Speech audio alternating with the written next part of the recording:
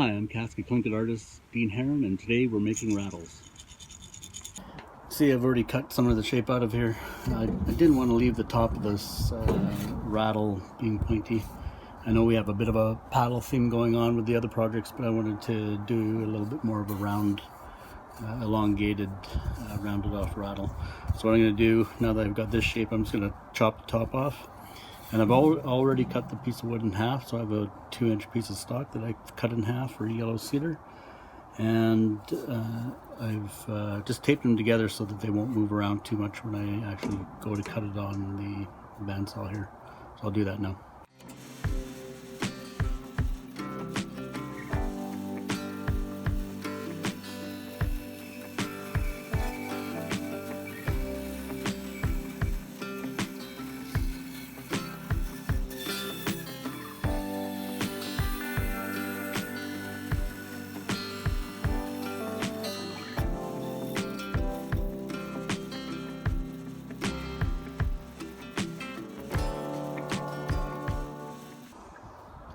After we've cut it out on the bandsaw, you can see the shape. You can see some of the pencil lines, the original sort of idea where I wanted to cut it off originally. I decided to keep it long because I like the angular shape of it. And you'll see I have a couple reference lines drawn there on the other side. And you'll see that I've actually drawn out the shape of the handle. The handle is going to be a little bit thinner at this point as well, once we get it down to the shape we want it. So these paddles came in all different types of shapes. Really the globular ones had faces and intricate designs carved into them. Some were crest designs, some were just left plain, some were moons and suns. All different types of work came out of them, out of the pieces that were found up and down the coast. This one is just going to be a simple shape that the students can do quickly and easily on their own, either with pre-cut out paddles like this, or pre-cut rattles like this, or for some of the older grades they can cut it out on bandsaw themselves. So the next thing you want to do after you have these two pieces cut out, as I said, this used to be one piece. I cut it in half, cut the shape out of it, and I'm gonna actually now excavate the inside here, and you can see I've drawn on a few lines just to keep an eye on where I'm gonna go. I'll probably make it a little bit thinner, sort of my original idea. You want to keep it about 1/2 inch or so, and that way when you go to glue it together, you have some of the rim to attach it to, and where the glue is going to actually go to.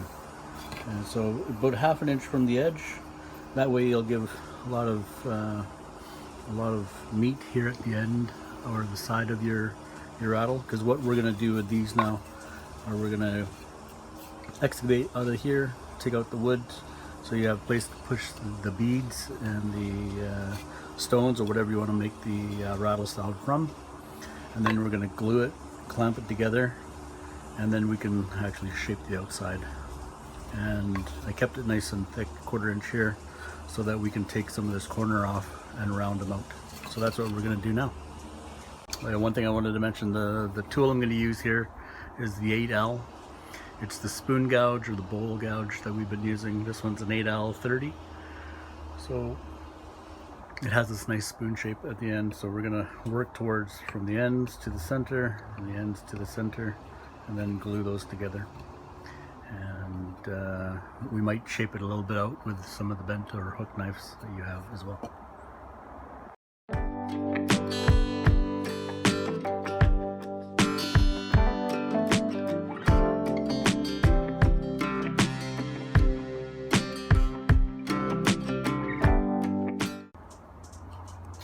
So you see it doesn't take too much to take some of that out.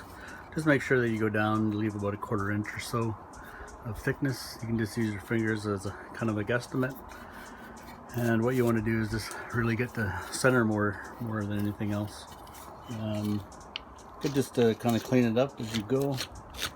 Even though this is going to be glued into place, you're not going to see too much of how it looks.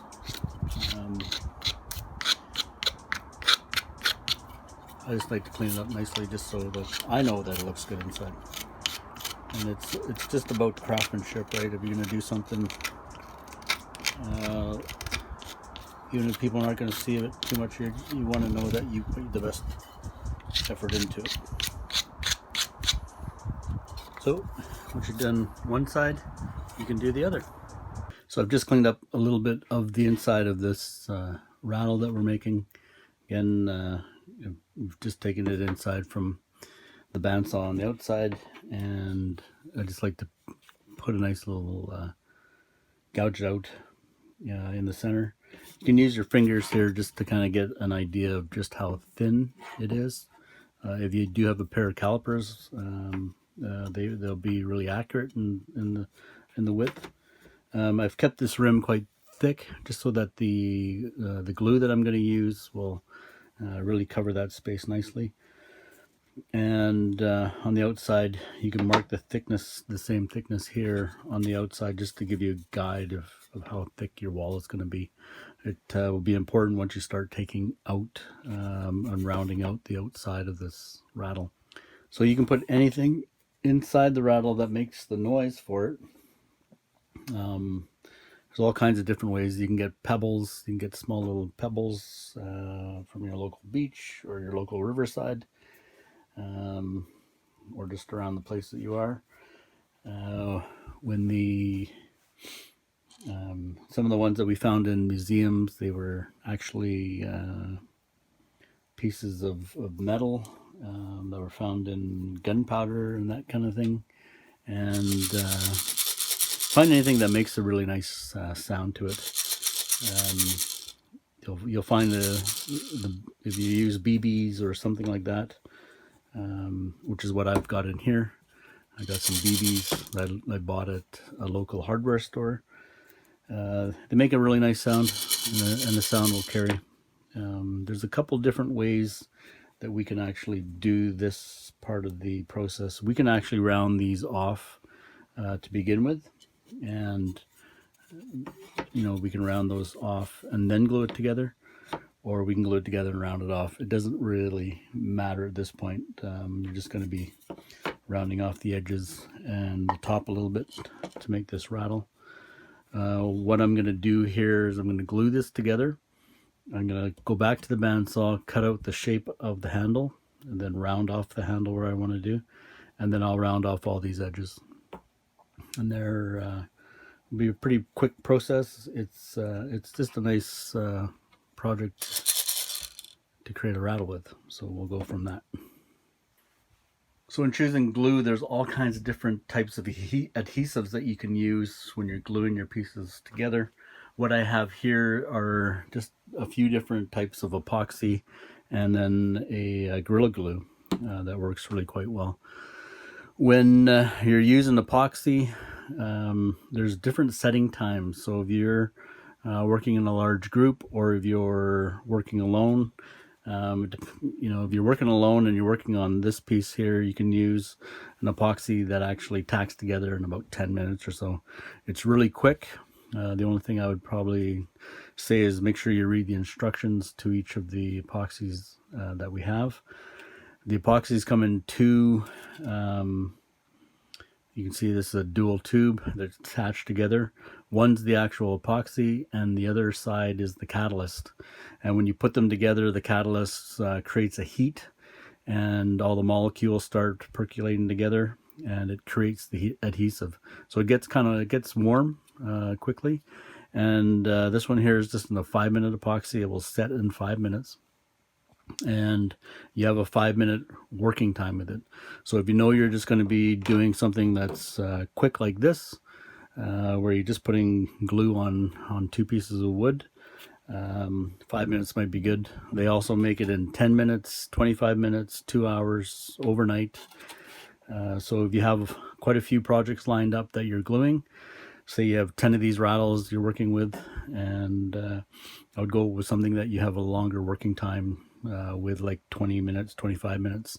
And that way you can mix the epoxy spread it all out on all your pieces, and then go back and clamp it together. Yeah, and this epoxy just takes a little bit longer. It's a 2-hour set time, which works well for this project. The other glue I have here is a Gorilla Glue. It's just one part, and it's really good for a multitude of different things: ceramic, metal, wood, foams, glass. Kind of, it's a multi-purpose adhesive, really. This particular glue expands to 3 times the amount that you put on, which I discovered on another project that I was working on. And with expansion, you just got to give it an idea of how far it's actually going to expand. So just make sure you read the real fine print before you use it. And of course, you can use other types of glue, wood glues, carpenter glue, epoxies, anything that you feel that would be good for the projects that you're working on. And in particular with the epoxy that we're going to use here, I'm just going to use this one. It's a 2-hour set time. I have a few other things that I'm going to be working on at this time as well. So I'll use something that, you know, just takes a little bit longer to set, and I can put it aside and come back to it. With the epoxy, I just put it onto either a paper plate or a styrofoam plate, something that you're going to discard afterwards. And I'm going to mix it with a stir stick here, or popsicle stick, whatever kind of sticks that you might have around the house. It's a good idea to wear gloves. You don't want to get the epoxy on your fingers, especially something that sets in 5 minutes. It really tacks onto your finger quite quickly. And again, make sure you read the instructions. Make sure that you have protective gear. Make sure you're not wearing clothes that you don't want to get anything on, because once it gets too close, it's never going to come off. And make sure you read the safety instructions. For this one, we're just going to put it on a plate. We're going to mix it up with a popsicle stick. And when we're mixing this, we're going to use about maybe an ounce, maybe 2 ounces of glue. For every ounce that you use, you mix it for about a minute. So when it comes to these 5-minute ones, you're going to use less than that. So I decided to go with the 2-hour one. Okay, so we'll do that. And then what we'll do is clamp these together. So I have these C-clamps here that will just go over the project itself. So you'll put your BBs in there, and then you'll be able to clamp it with the C-clamp. This is like a 4-inch a 4-inch grip clamp. I'll use a couple of them down the project and put it aside.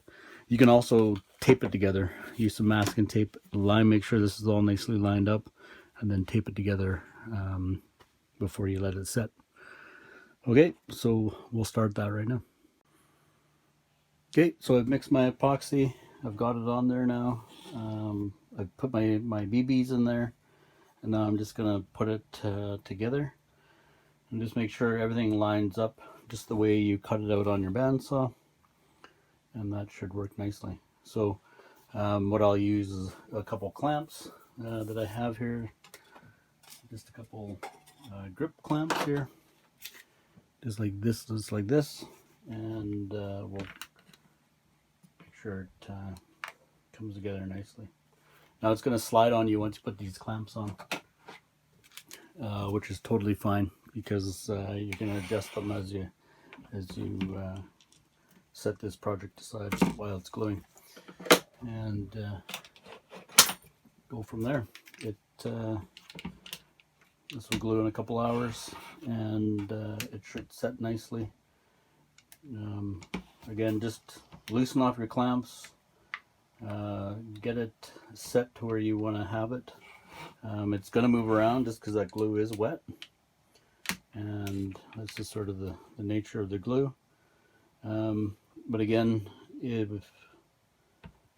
you're just careful at this point, you won't have to do too much adjusting later on. Yeah, as I said, we're going to bring it back to the bandsaw just to cut the handle out, and I don't want to do too much more work on the bandsaw, so I'll just make sure this is lined up nice and properly, and then put it away so that it's in a place where it's not going to be bumped.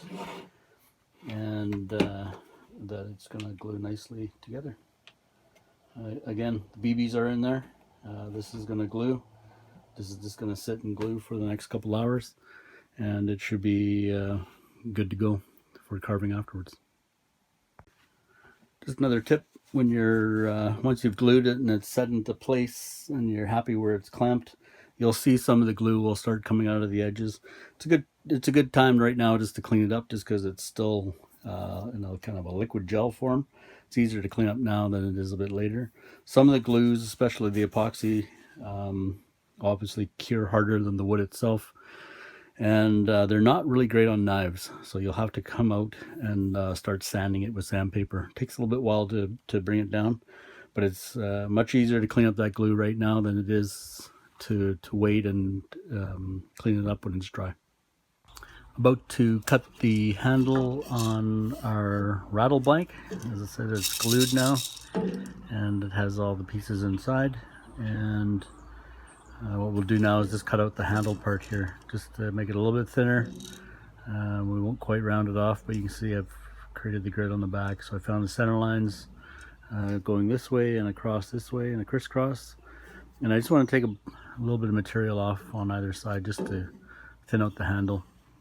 I eventually probably just put a wrap around the handle with some string or sinew. But for now, we'll just cut that out, and then we're able to start rounding off the rest of your handle.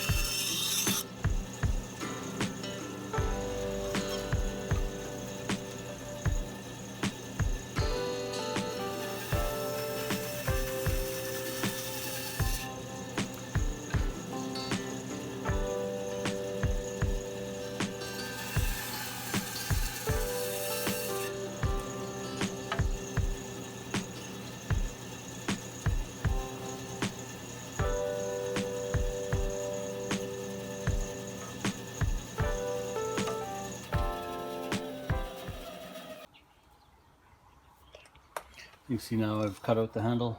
It's small all the way around, and the next thing we do is just start rounding off the edges here and rounding off the top of the paddle, or top of the rattle. After we've cut out the handle on the bandsaw, you can do it in the handle before or after you do this part, it doesn't matter. I wanted to get a little bit of an idea of where the depth was going to go with the handle itself right on the very end here.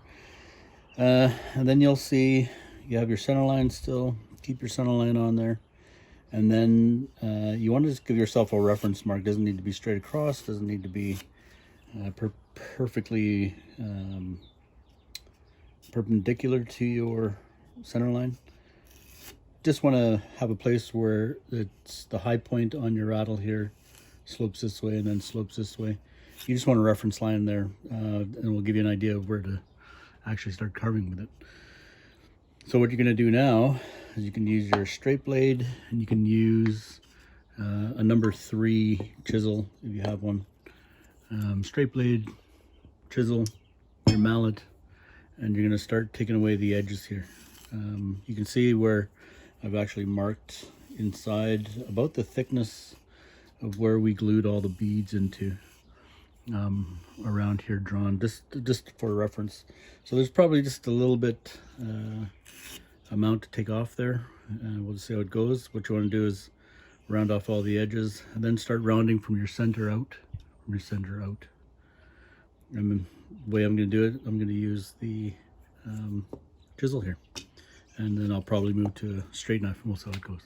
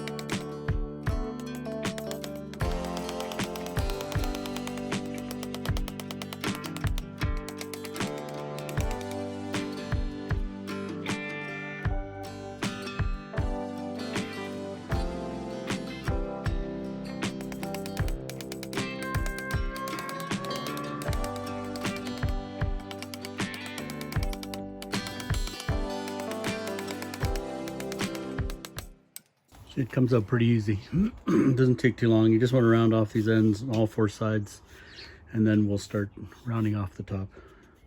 All right.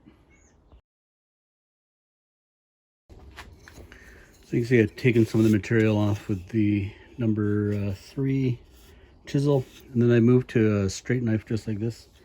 And this is, you just go nice and slow. What I do keep in mind is that I've created the bowl inside of it so that it can hold the beads or BBs or whatever you're using to make the sound of the rattle. And then I'm just rounding the edges off here, and then I'm going to round off this part here so that it has a bit of a dome on either side. So it's just a nice slow way of going, and you can draw on these reference lines here just to kind of give you an idea where your bowl's placed on the inside. Give you a bit of peace of mind, I think, as you're rounding off these edges. And this dome here on the outside, it doesn't need to be really big. It's not really one of those really round rattles. It's more of a kind of a paddle shaped kind of rattle, but maybe in another video we can create one that's one of those globular ones that are really round. But this one here, we're just really just rounding off the edges, making a small dome on either side, and then sanding it out. So it's good. You can use the chisel on the other side here to take this edge off, and then move to a straight knife to do the rest. Just be careful while you're using the knife. You can see I've put my fingers are holding the one side of the rattle. My thumb's free. This one's being held in my hand, my knife like this, so that it's kind of like a microphone, but then I'm switching my thumb to the edge. The blade's pointing away from me. I've gripped the one side of the paddle. I'm using the thumb on the edge of the knife, on the dull side or the heel, and then I'm just making short little cuts. The idea with this one here, you don't want to take a whole bunch of material off at once, just a little bit at a time. And it should come out nicely.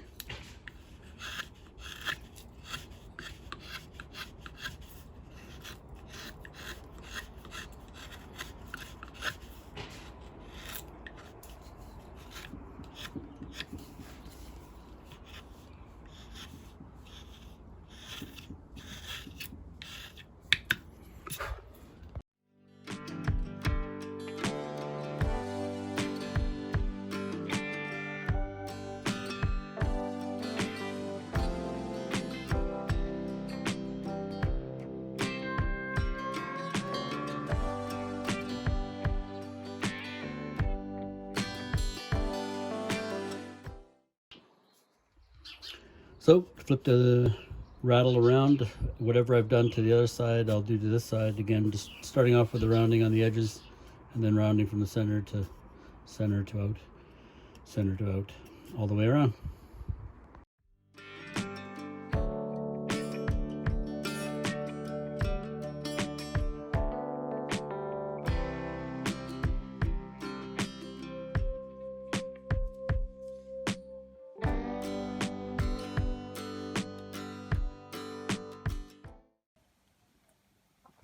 So I'm just going to start rounding the handle off. I've decided that I'm going to actually probably cut it down a little bit. It's a little bit long, I think. And but before that, anyhow, I'm just going to round it out. So I've drawn back on my center lines. And you can see there are center lines all the way around. What we're just going to do, we're just going to round off the corners really quickly. They don't need to be all that much wood to be taken out. So I'll just take off a little bit from each of the side here. The same thickness all the way around. So I'll just use my finger as the guide here. And I'll round between those 2 points. And what I'll use is probably just a straight knife. I'll go ahead and do all that. So we're just going to round from this point to this point, this point to this point. Depending on how thick you've left your handle. It could be kind of an oblong shape, or it could be like a nice round handle. But just to start it off, we'll just start rounding the corners here, and then we'll keep rounding them out, moving them out. So you're just going to take your knife. You can see right there, you can see my knife was starting to dig in.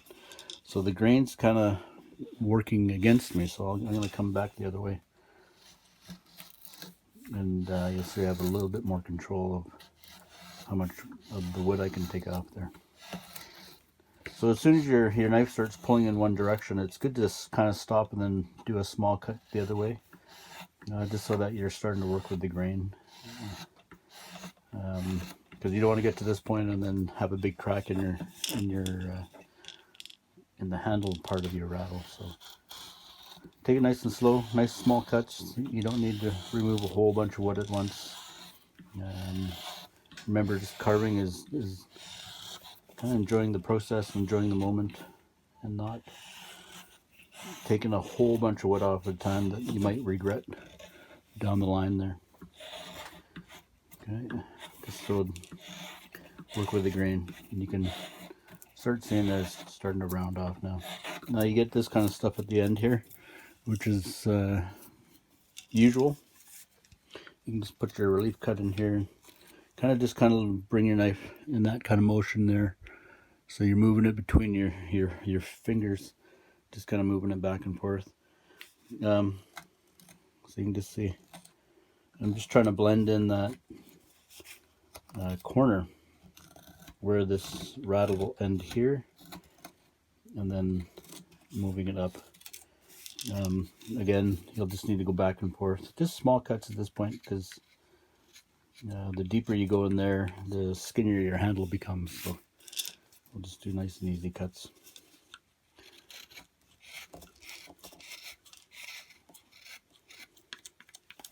So it's sort of the beginning of it. Okay, so I got almost like half of it done there on one side. It's rounding off quite nicely. And then we'll do the same thing on this side.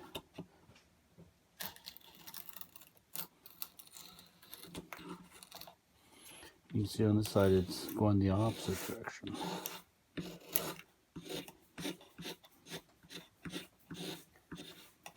So my knife wanted to kind of get caught in that grain there. So just taking it slow and then recognizing that when your knife kind of starts getting stuck or it's starting to get hard to move that knife through, just stop the cut. Just take a pause, pull the knife out, and then try going the other way. And sometimes that sort of relieves the problem of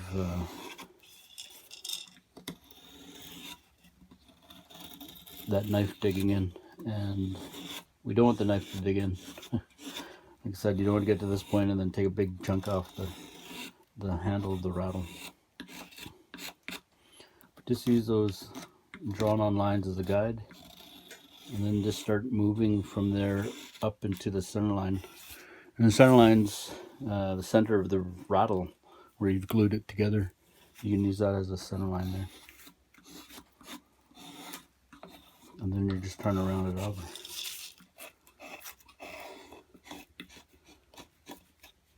And then again, all those chop marks that we've created with the bandsaw, we can just smooth them out with your straight knife.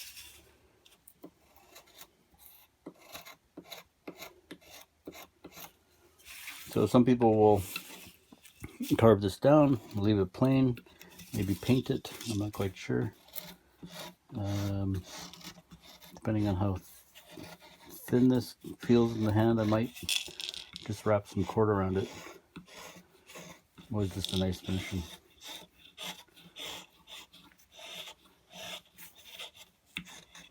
It doesn't take long to round that off.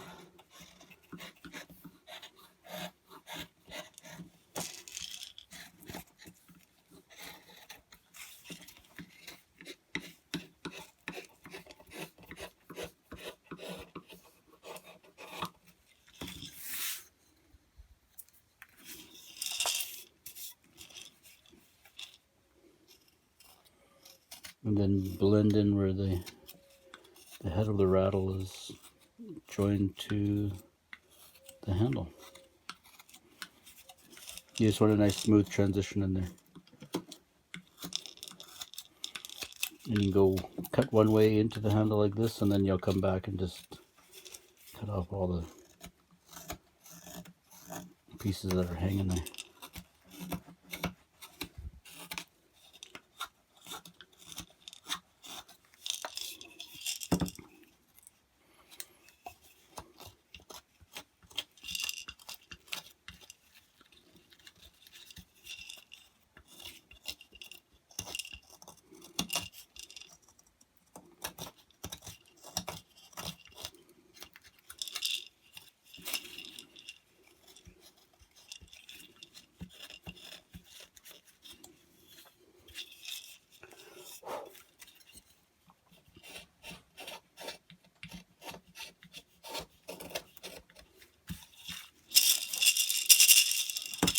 There you go, rounded your handle.